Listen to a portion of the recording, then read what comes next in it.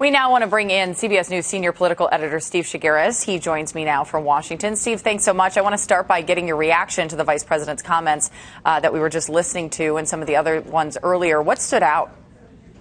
Well, you mentioned, and he mentioned in that bite, basically the demand to get European members of NATO to pay their share. That's something that Donald Trump was talking about a lot during the campaign.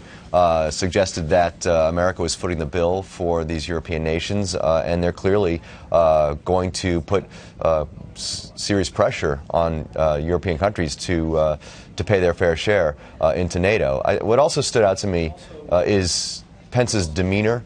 We've seen now Vice President Pence, Defense Secretary Mattis, Secretary of State Tillerson, all going around the globe speaking to our allies, other countries, and really sort of a reassuring tone. I think we've seen foreign leaders in foreign countries react to Donald Trump's presidency in this first month with skepticism, concern, and fear in some cases. And so Pence's main role, I think, and the others, as we've seen them across the globe, is really to sort of reassure our allies that things are actually not as maybe dire as our allies feel in this first month of the Trump administration.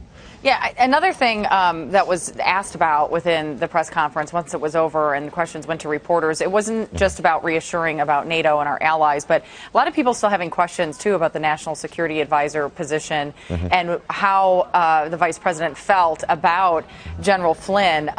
Were you surprised by what he said, saying that he was disappointed to learn the facts from General Flynn that were not accurate, but that he supported the president's resignation? It's almost, we've seen this a couple times now, too, with other people within the Trump circle, is that they may feel disappointed by something or upset about something, but they still support the president.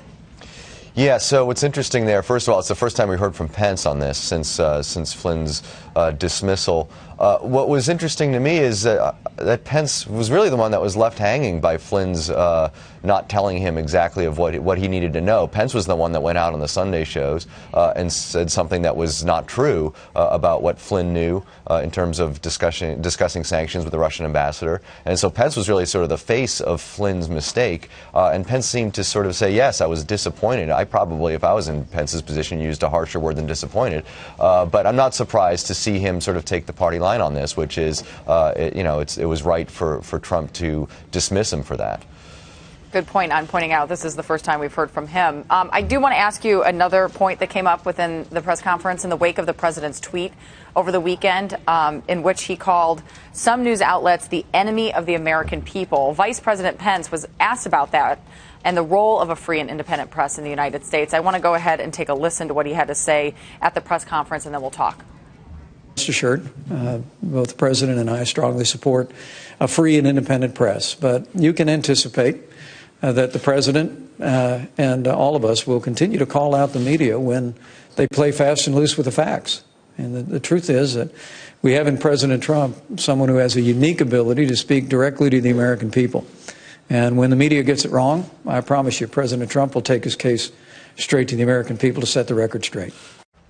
You know, Steve, we also heard Defense Secretary Mattis make some similar remarks during a trip through the Middle East over the weekend as well. How do you see members of the Trump team continue to walk the line as Trump continues to escalate maybe his attacks on the media? Well, it's not just this argument about the media, but think about many of the bombastic things that Trump says that Pence and members of his cabinet are going to have to walk a fine line in answering questions about. It's basically going to be maybe the top job requirement for these folks, because they're just they're saying different things than Donald Trump is, but trying to make the same arguments he's making. I mean, I'm not surprised that Pence said what he said and the way he said it.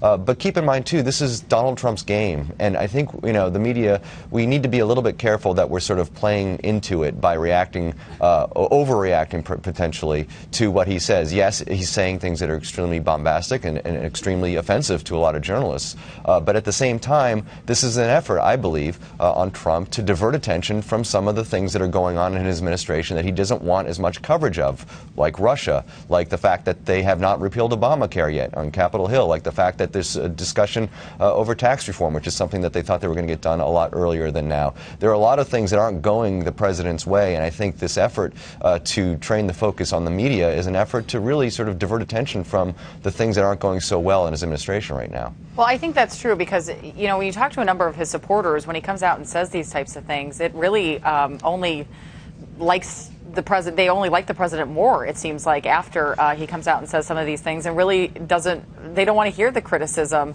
of some of these other points. So I think that is a very important point for you to make, Steve. We're also expecting a brand new executive order on immigration this week, something we've been talking a lot about over the last several weeks. Any indication as to how it will be different from the first?